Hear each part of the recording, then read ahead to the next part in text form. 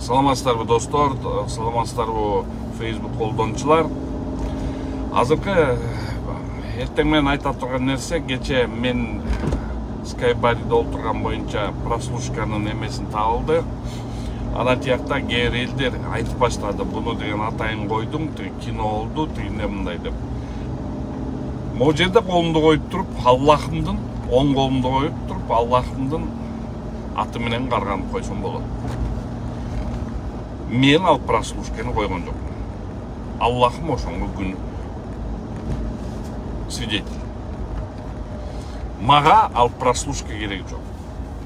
Бул бир. Бул прослушка бирөөлөр жазат, арзан эле бир прослушка экен тигинде мындай. Билип көрдүк. Барын билип көрдүк. Ачып да көрдүк.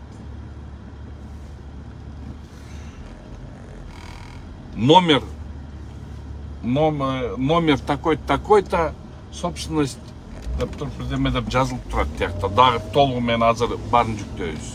32 гигабайт экен. Ошол жерде туруптур. Номерной знагы бар экен ичинде, что бул деген бир какой-то мекемеге принадлежит деген. Аны да көрөбүз. Азыр ичиндегилердин барын көрүп атам. Ошон үчүн ал барын дагы айтышниктер иштеп атат. Ошол негизинде дагы ошол жакта эмне жазылган бардыгын ачыктап берем. Бирок урматтуу офицерлер, мени как адвоката мыйзам бузуу менен силер угуп атасыңар. Эмне себептен? Ооба, силер азыр мыйзам кирген. Угуу болот деп. Бирок мен могу 22 киши менен ошонун арасында Атай Бейшенбекке ордерин берип, мен аякта адвокат болуп туруп иштейм. Ошага кирген адвокат болуп. Адвокаттардын мыйзамы боюнча мен иш боюнча адвокат болуп кирген соң мени тыңшоого, мени тинтүүгө Конституция, адвокаттардын мыйзамы боюнча укук жок. Бул түзмө-түз адвокатка басымдоо деп ошону түшүнсө болот. Бул кылмыш ишине барабар жатат, кылмыш иши болгонуна жатат. Мен баары бул ишти жөн калтырбайм. Мен баары азыр ичин ачып атам. Азыр толугу менен айтышниктер иштеп атат. Азыр билинет кимдин окаты экен. Потому что если сотрудниктердин окаты болсо, ГКМнин окаты болсо, бул деген номерной, ичинде номер болот. Анын баарын изилдейбиз буюрса. Ошондуктан тетиги фейктер силерге да айтып коет. Муну деген кино ойнодуң, артист экенсиң тигине мындай. Аныңарды жокко чыгарам. Анткени уже видеоларды алдык. Полностью ошо кофейнядан видеону толугу менен алдык. Ким менен кандай сүйлөшкөндөрдүн баарын 10 күндүк видеону алдык. Ким аяктан олтурган азыр ошол боюнча толугу менен изилдөө жүргүзүп атам. Ошон үчүн урматтуу достор, урматтуу офицерлер, ооба мыйзам силерге жол берген. Азыр баарын укканга. Бирок мага как адвокатты, тем более ордерим ошол иште болгон соң, мен ошол иштин уже адвокат болуп бош жерде жүрсөм, мени укканга укугуңар жок. Мага муну Конституция мага ошол укуктарды берген. Адвокаттар боюнча, мыйзам боюнча ал укуктар мага берилген. Бул биринчи. Ошондуктан фейктер, мен силерге байгын эле айттым. Мени ар кандай кылып чыгарып атасыңар, тигине мындай. Жерде өзүм жакшы көргөн сестренкам бар. Ал да мени мындай чыгарып салыптыр. Мындай ар кандай эмелер менен вырезкаларды кылып. Бул силер жазып, боктоп баарын жазганыңар, бул мага минус кетирген жок, мага наоборот плюс берип атат. Жамандай бергиле. А силерге минус берип атат эмне себептен? Анткени силер ошону менен бийликтин деңгээлин паска түшүрүп атасыңар. Күндөн күнгө түшүрүп атасыңар. Анткени силер ошол өзүңөрдүн комментарийлериңерде, постторуңарда силер мындай адекваттуу сүйлөшүү, мындай эмен жүргүзүү, сөз жүргүзүү деген жок. Силер энеңди, атаңды тыгам, өлтүрөм, сүйлөбөчү, тигиндейсиң, мындайсың деп эле жазгандан башка бок билбейсиңер. Мындай прямой эфирлерге кирип алып эле силер мындай адекваттуу суроолорду берип, же мамиле түзүп, сөз мамиле түзүп, ошолор менен жазсаңар, бул бир жөн эле. Ошондо силер менен мындай общение кылса болот. А силер болсо тыгам, өлтүрөм, тигинтем, мынтем дегенден башка бок билбейсиңер. Анткени силер өзүңөр боксуңар. Ошол бок негизи сасыйт. Ошол сасыган бок сасыгы мага келип аткан жер жок. Сасыгы бийликке келип атат да, бийликке. Анткени силер ошолордун командаларын аткарып атасыңар. Ошондуктан меники иммунитет, момундай силердей тупойлорго меники иммунитет. Мен силерди адам катары эсептебейм. Силер жөн эле силерге команда берет чоңдор, офицерлерге. Силер ар бирөөңөр 5 аккаунттан кармап жүрөсүңөр, ошолорду жазасыңар. Андан тышкары миллион деген акчаларды аласыңар, бөлөктөр. Фабрика троллинг хозяиндери миллион деген акчаларды алат. Мен билишимче эле где-то $1 миллион уже жакын отчет берилген. Фейк троллдорго 1 миллиондон жакын акча кетти деп. А силерге бир жамандап койгонго 2-3 миң сомдон берип коет, калгандарын чөнтөккө урушат. Ошол фейк троллдордун хозяиндери. А силер жинди болуп жаза бересиңер жаман көрүнүп. Аны да билебиз. Ошондуктан урматтуу фейктер, мен силерди азыр урматтуу деп атам. Силер муну менен мени жамандаган жоксуңар. Силер муну менен именно бийликти өңгөчөсү Садыр Нуркожоевичти нольго түшүрүп атасыңар. Азыр эл бул азыркы вариантыңар, боктогон, тигинткен, мынткен, муну бир 5 жыл мурун жасаса, эл ишенет эле болчу. Азыр болсо муну деген эч ким ишенбей калган мындайга. Мындайга эч ким көңүл бурбай калган. Анткени уже билет. Фейк ким экенин соц тармактарда элдин баары билет. Ошондуктан силер кылган аракетиңер, бул бок деп атпайм, бул бок. Мындан натыйжа чыкпайт. Бирок мен силерди түшүнөм. Силерге акча төлөп атат. Эми акча төлөп атса, акчасын ала бергиле. Кудайга шүгүр, ала бергиле. Ошону менен силер деле жан багышыңар керек. Туура кылып атасың. Ошон үчүн бул ушундай. Үчүнчү маселе Кемпироват боюнча. Мен Кемпироватка өзүнө чейин барганмын. Өзүм көргөм. Мен дагы кээрлер жаңылыштуу болуп атат. Мына бул платинаны карайт, өзбектөр карайт. Ооба, өзбектөр ошол жакта карачы. Кеп ошол платина жагында эмес да. Кеп 9-чу контурда. Мен ошол жака чейин барып, ошол Кызыл Октябрдын элдери менен сүйлөшүп келгем. Кызыл Октябрь. Мен адаханчы эмесмин. Мен башынан эле айткам, мен Мадумаров экөөбүз эч качан мындай эмете албайбыз. Сүйлөшө албайбыз. Мен өзүм интересим катары өзүм көрөйүн деп Кемпироватка чейин барып, ошо Кызыл Октябрь жагынан бардым, Кара Суу жагынан бардым. Действительно Кызыл Октябрь жагынан ошол жерлер берилип туруп 9-чу контурга чейин суу көтөрүлсө, ошол жерде жерлер өзгөн эли ошол жака күрүчүн эгеткен, ошол жакта чөп, күрүчүн эгеткен, ошонун баары тең жокко чыгат. Андан тышкары, если ошол 9 контурга чейин жетип, ошол жер эметилип калса, 2-3 айыл уже арыраак жылгыдай болуп калат. Мен муну бийликке айтып коет элем. Мындай нерселер болгондон кийин, ушундай ызычуулар эл арасында көтөрүлүп аткандан кийин Шавкат Мирзиёев абдан акыл эстүү, абдан кыйын саясатчы, мамлекетчил, өзүнүн өзбек элине мамлекетчил киши.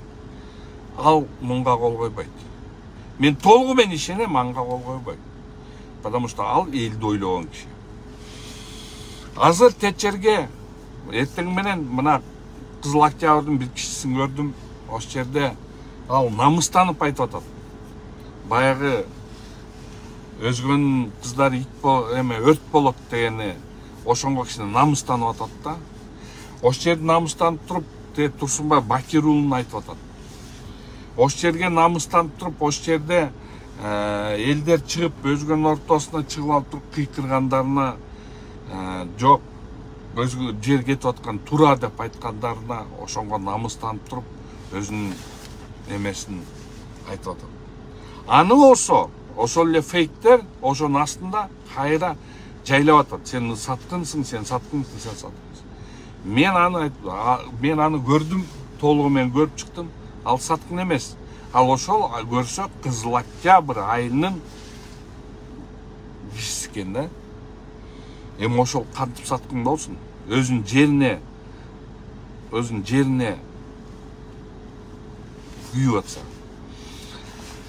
Төртүнчү, мына могу жерден урмат, могу жерден айтып атат, Тандагүл Самиева айтат, оппозиция биригиш керек дейт.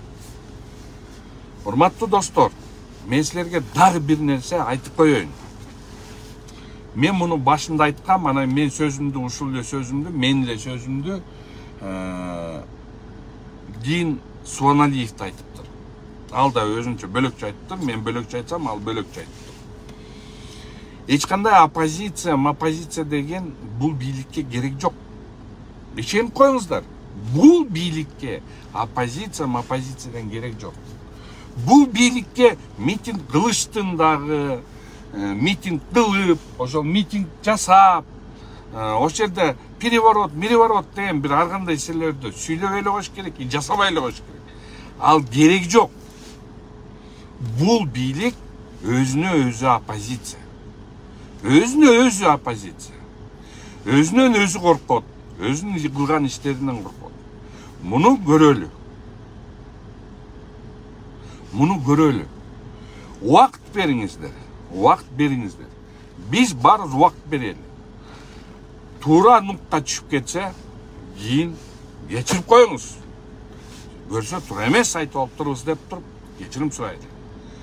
Туура эмес нукка түшсө, булар өзүлөрүнөн өзүлөрүн көмөт. Ошон үчүн керек жок буларга. Оппозиция да керек жок, митинг да керек жок. Булар өзүн мындайча айтканда оппозиционный блок өзүлөрү эле болуп алышат да. Ошон үчүн убакыт бергиле. Тийбегиле. Давайте. Эч кандай кыйкырык эмелер кылбай. Болгондой айталы. Мына болгондой айтып атабыз. Мына мен дагы айтканым ошол. Башынан кери айтып атам. Мен оппозицияда эмесмин. Мен позицияда эмесмин. Мен центристмин. Мен ортодо карап атам. Болгондо айтып атам. Айтып жүрчүмүн, айтам и дальше айта берем. Менин оозумду тыя албайсыңар. Ашып баратса 22 кишини кармагандай мен да кармарсыңар. Мен кече статистика жаздым кече. Мындай үстүртөн кылып туруп эле статистика кылып койдум. Азыр бизде Кыргызстанда ар бир жылына 7000 киши толугу менен Санчик, мен сени мындай эч качан эметкен эмесмин, укам. Санчик, сен могу туура эмес что-то жазып коюп турсуң го могу жерге. мага карата жазып атасың. Садыр Жапаров берет, вопрос жок. Көрсөтсүн, доказать етсин. Бирок мени монту оскорблять этпей жүргүн, Санчик. Мен сени укам деп жүрөм, укам. Мен педик болгондо эмне, мени бир жерден кармап алдың беле.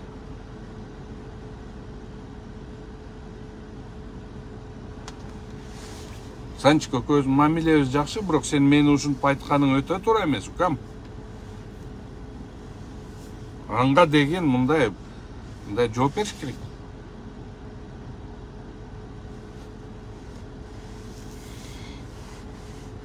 Расстроил ты меня, Санчик, расстроил. Ошон үчүн мен айтып атам, буларга мондай эме керек жок. Митинг деп айтпагыла, жасабагыла. Оппозиция биригип күчтүн тоже не надо. Просто тим койгула. Жасасын. Элге доказать этип берсин. Ошондо доказывать этип бергенде, если алар действительно туура жолго түшүп, ушу сонун бир толуп чыкса, кийин кечирим сурап коелу. А вот если доказать этпей калса, тогда элдин каарына тарыхта кара тамга менен каларын өзүлөрү деле билет болуш керек. Ладно, түшүндүм, Санчик. Түшүндүм. Ошондо гана эл өзүнөн өзү эле чыгып кетет. Өзүнөн өзү. Ошон үчүн оппозиция биригиш керек, тинч керек деген азыр керек жок. Бул бийлик өзүнө өзү оппозиция. Мына жөндөн жүрө эле, момда айткан кишилерди камап атат. Ошол эле баягы эле Атайды, ошол эле баягы эле Эрланды, ошол эле Али Шытманды, ошолорду эмне кармады?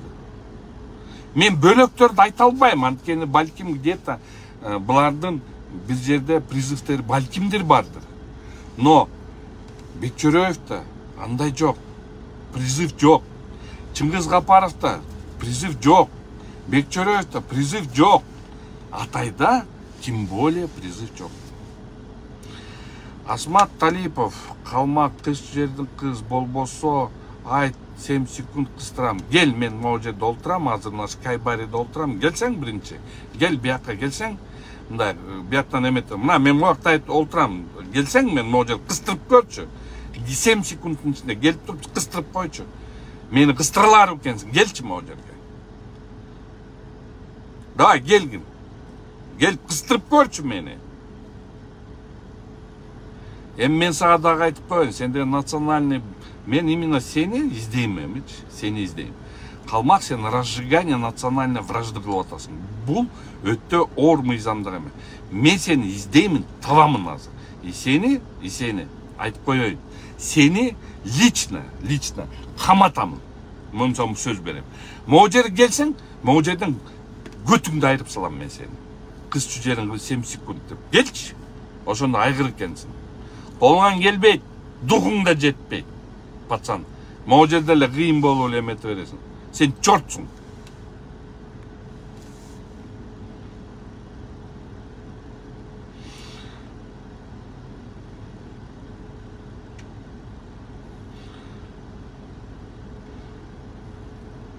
Ошон үчүн мен силерге дагы бир айтып аткан нерсем да, мындай дагы бир айтып аткан нерсе, бул элдин үнүн угуш керек.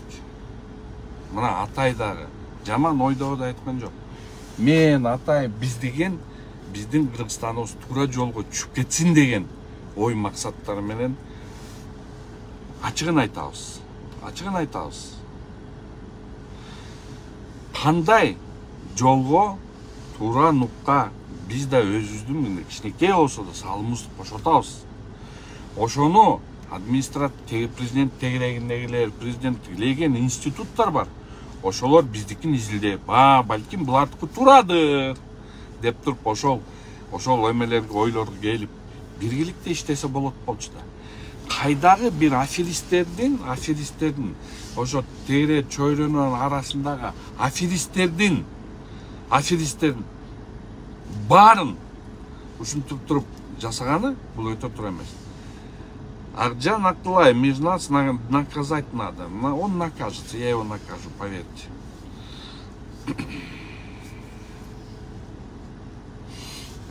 Поэтому могу жерде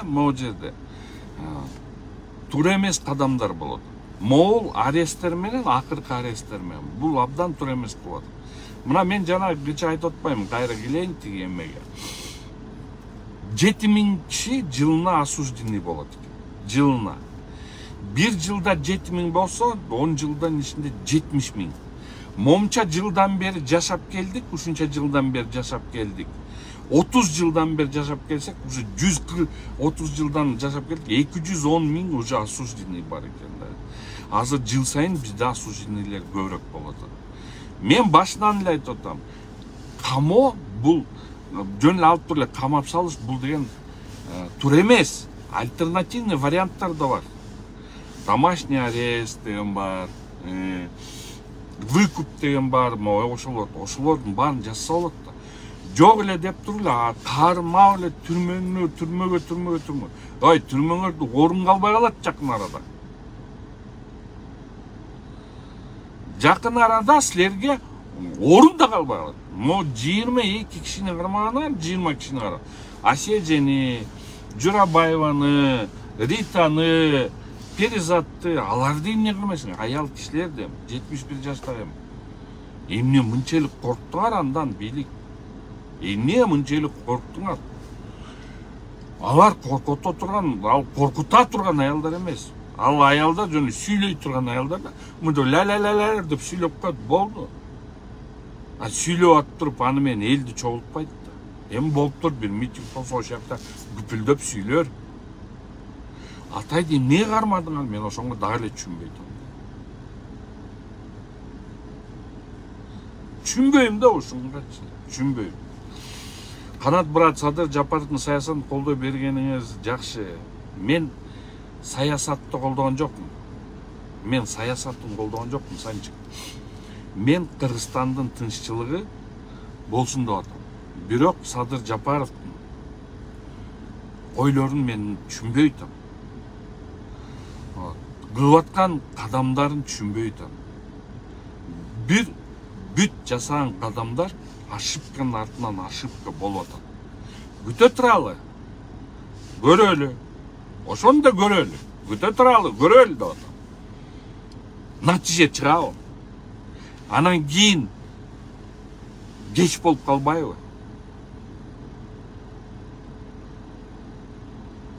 Кеч болуп калбайбы? Ошону биз ойлонуп көрөлү да.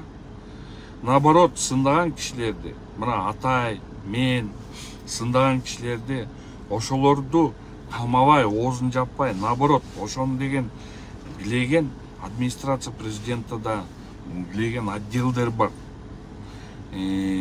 Экономический отделдер бар. Атай берген могу эмелердин баарын маалыматтарды текшерип, жакса, алгыла.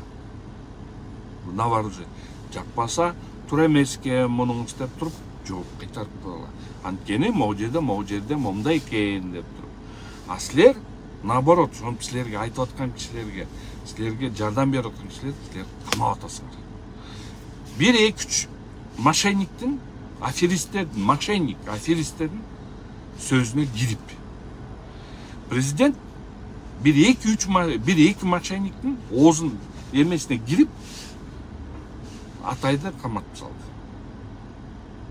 Калп, болбогон нерсеге айтып салды. Болбогон нерсени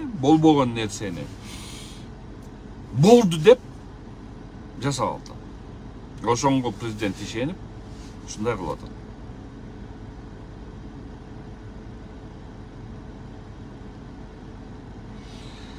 Ошондуктан могул камалганы, анан могу фейктер, Санжар, эң чоң ошибка биякта, Санчык, эң чоң ошибка азыркы бийликтики бул именно фабрика троллей. Чоң ошибка, чоң ката. Потому что байкап атасыңбы, мына азыр деле Санжар Санчик ошону жеткизип коет яка. Азыр иш калмак сен кыстырып коебуз, тинтип коебуз, мынтип коебуз деген. Алар кыстыра албайт. Алар биякта герой, бөлөк жерде келе албайт.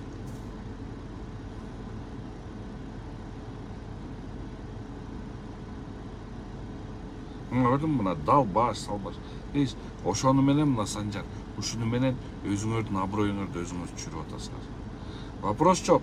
Сендей Садыр Жапаров алга тигиндей мындай Садыр Жапаровдун кылган ийгиликтерин ошолорду айтсаңар жарашат. А монту алып туруп элди боктоп, сен кызчы, тинчи, мынчы, тигиндей мындай деп туруп эметсе, это будет. Но эми мындай, бул туура эмес кадам, бийлик эми эч кимди аябайт десеңер, тогда эми бул өзүңөр билгиле, ал жагынан бар жок.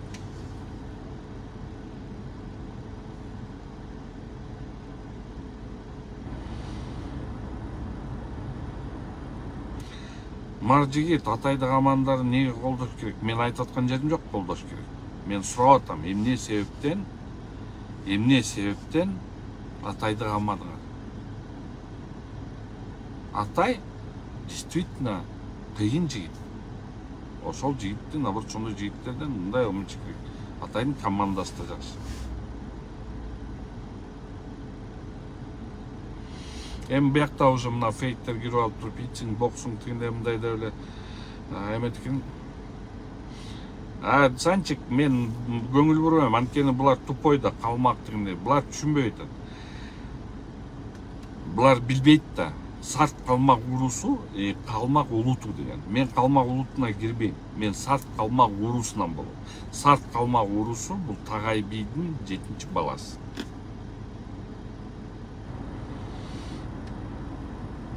Поэтому, урматтуу достор, ошону айтып коеюн дегем, что могу прослушкалар, булар бар дегенде ерунда.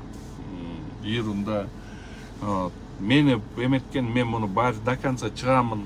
Азыр изилдеп атам, азыр бүт съемкаларды чыгардым бияктан, чыгардым. Ошолордун баарын көрүп атам. Самое главное, Кыргызстаныбызда моундай тынччылык болсун.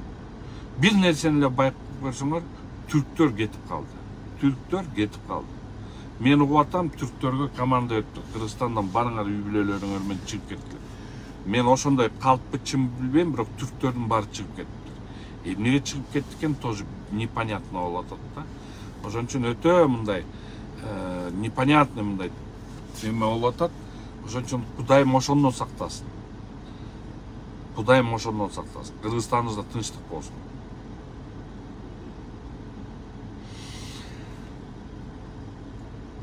Мына Акназар Алимкулов, биз президентти колдойбуз. Мамлекетте туруктуулук болуш керек. Туура айтып атасың. Мамлекетте реалдуу туруктуулук болуш керек. Бирок камоолор менен туура эмес сүйлөгөндөр менен, элди коркутуп үркүтүүлөр менен эч убакта туруктуулук болбойт. Бул деген наука бар. История вертикали власти, создание вертикали власти деген бар. Мондай вертикаль власти деген бар. Ошол вертикаль властиде четко айтылган.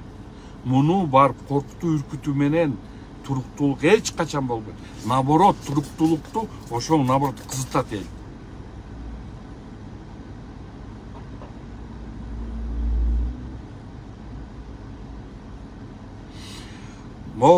Конечно, зэк дегендер, мен постоянно менди айтам. На личности не переходите. Мен деле өзүм тарапташтарымды айтат элем да. Мен де өзүм тарапташтарым, досторумду, Facebook колдонуучуларды айтат элем да. Силер деген личностька өтпөшүңөр керек да. Мына, например, мен деле туура көрбөйм муну. Садыр зэксиң, Канат Калмаксың. Бул личность деген бар да. Бунга личностька, семьяга тийишпеш керек. Иш боюнча, мына иш бар да, иш боюнча. Мамлекеттик кызмат бар. Ошону сындагыла. Ошону сындап, ошону айткыла. Мен деле ошону талап кылып атам да. Мына сен калмаксың, сен алкашсың. Ой, мен арык ичип көргөн жокмун. Мен бүгінгі күнге чейин бозот ичип көрүп элек. Сен тиндейсиң, сен мындайсың деп эле жамандай берет да. Бул переход на личность дейт. На личности переходить эткен адамдар булар мындай да деңгели нөлдө. Бул айылдагы эле мал. Малдар да, айылдагы малдар. Ошон үчүн муну личность эч качан өтпөш керек. Мына мен канча түз эфирлерге чыгам, мен эч качан личностьтарга өтпөйм. Анан кийин момундай калмаксың, сени өлтүрүш керек дегенде, бул личностька өтүп атат да. Мун үчүн жооп бере турган күн болот. Бирөөсү да келе албайт. Тет жерде бир азыр балдарымга задание бердим. Бир өзүм эле инилерим экен, караколдук бала. Мен калмак, мен сени лично келип туруп тыкчу жериңе тырып коем дейт. Уже балдар аны издеп атышат, караколду. Мен аны табам, ал ошо келип туруп ошондо таяп берип көрөм. Тыга алар экен же тыга албар экен. Задание берип койдум. Ошон үчүн айтып атам, личность өтпөгүлө. Жумушун айтып жасап аткан кызматтын жумушун, пожалуйста. Ошолорго ошону сындагыла. Жумушун сындагыла. Кылган кыймыл аракеттерин айткыла. Туура эмес кылып аткан кадамдарын айткыла. Бирок зексиң, пексиң, калмаксың, палмаксың, алкашсың, жалапсың деген ушундайларга өтпөгүлө. Бул өтө туура эмес. Потому что силер монтип туруп азыр эметсеңер, например, мени калмак тигине мындай деп атсаңар, мен еще больше гыжырланам. Мен коркпойм, мен гыжырланам, мен еще больше сөгөм. Потому что силер шакалсыңар. Силер ошол жакта диванда жатып алып эле шакалсыңар. Силердин деңгээлиңер нөл. Наоборот, ошону туура жолго, туура айттырып, туура эметсеңер, тогда жакшы болот.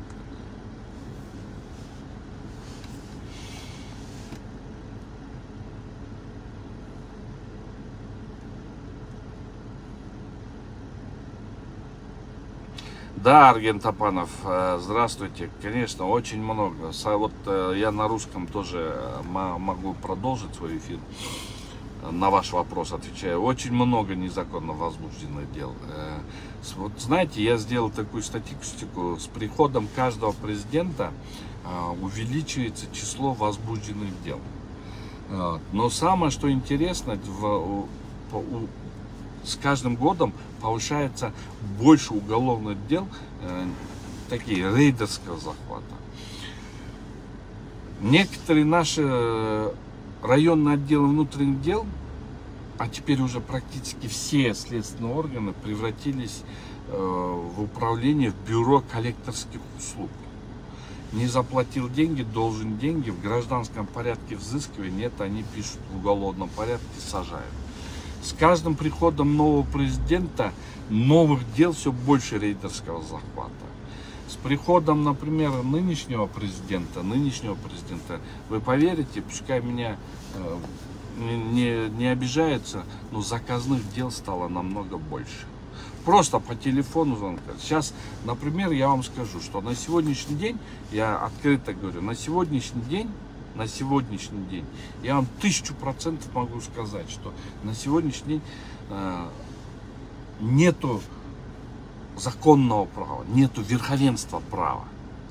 Абсолютно нету верховенства права. Есть телефонное право. По телефону позвонили, хочешь, не хочешь, делай, не делай. Телефон позвонили, все. Дело возбуждено. Начинаешь к следователю говорить, ты что делаешь? Он говорит, байке, во.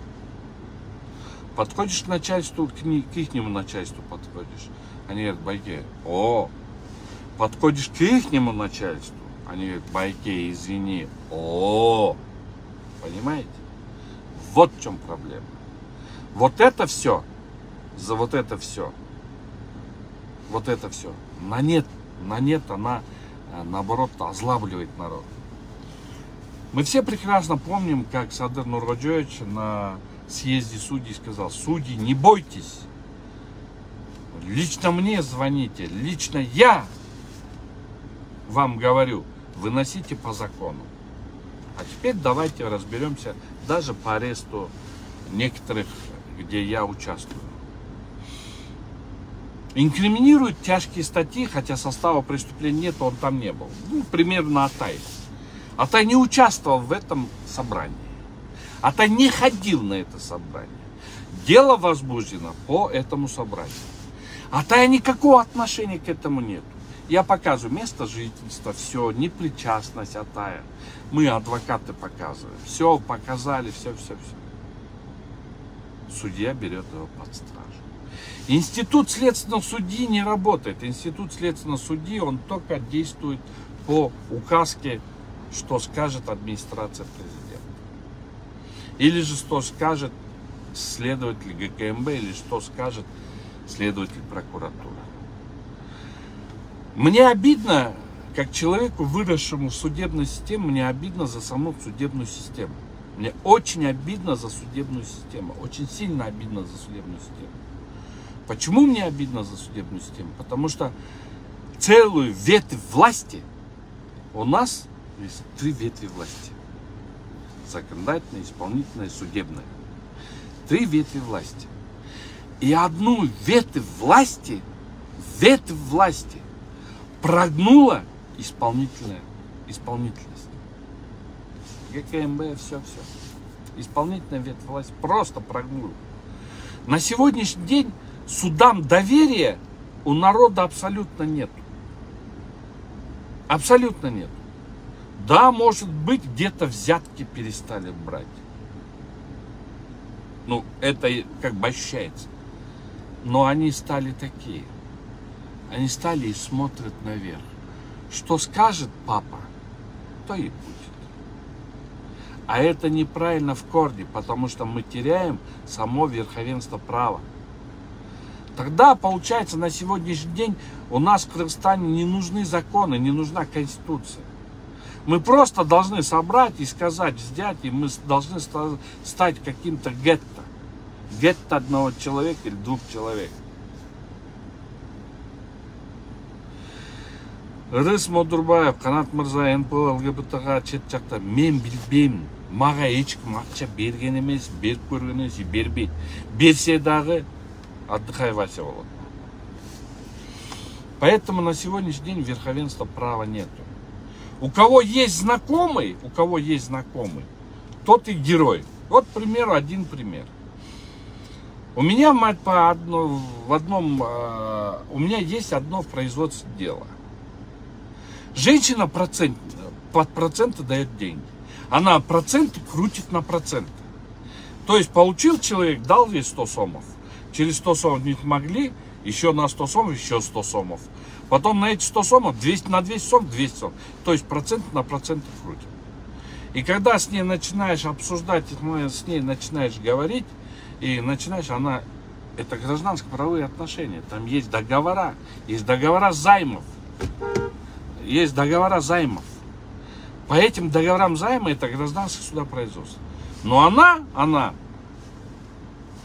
приходит к моим клиентам и угрожает мне, и мне говорит так: ты знаешь, если что, я там близкая родственница Камчи-Ташиева, и я его посажу. Так и получается. Да, сажает. Да, возбуждает уголовное дело. Это все проходит. Потом это все начинаем раскручивать. Она ходит там по прокуратурам, прокурорский пугает.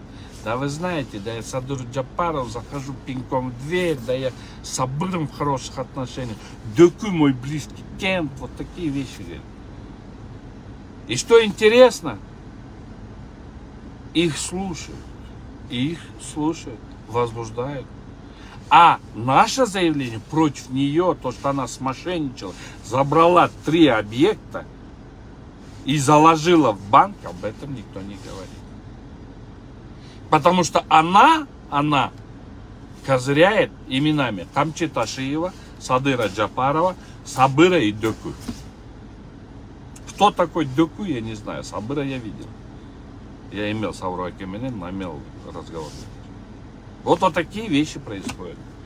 Происходят те вещи, когда бывший сотрудник ГКМБ, который приходил ко мне, предлагал поговорить с Сабыром, дать деньги, чтобы я у Сабыра взял деньги, и он на эти деньги постарается освободить Садыра Джапарова, когда Садыр Джапаров сидел. Этого падлу, вместо того, чтобы его слушать, этого падлу сделали членом совета директоров Кыргызалтына. Гнида конченый. Но его сделали. Он сейчас близкий человек Садыру Джапарову. А те люди, которые окружали и верили Садыру Джапарову, их сейчас всех нет. Вот эти гниды окружили вокруг. Вот и все. Поэтому зачем следователей, бедных следователей сажать? Зачем бедных простых прокуроров сажать? От них толку нет. Они солдаты, им приказали, они делают. Я всегда боролся. Ну, здесь надо другой подход искать. А этот подход есть. Ну, на этом большое спасибо за эфир. Утренний эфир был очень интересен. Сейчас 100 человек вас. Но билик ма тийген жок, могу жерде просто прослушкаларды кылып атат. Прослушка это бесполезно. Мен болгондо бертат эле айтып атам. Жакшы калыңыздар, барыңарга чоң салам, ысык салам. Суббота воскресенье жакшы эс алып алыңыз.